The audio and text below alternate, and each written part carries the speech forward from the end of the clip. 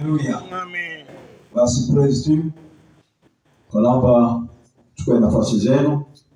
Nataka tukamwabudu Mungu ili baba yetu mbebe maono wa huduma hii ya Tanzania itubu aweze kuja na message ya kwanza.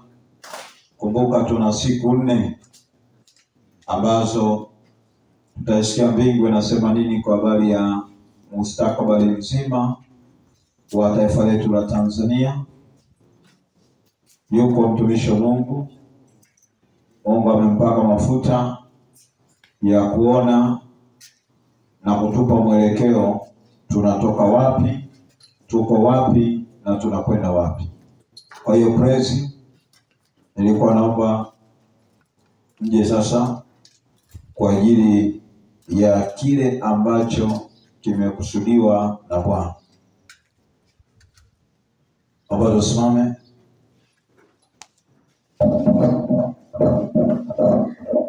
Karibu. Asifiwe. Amen.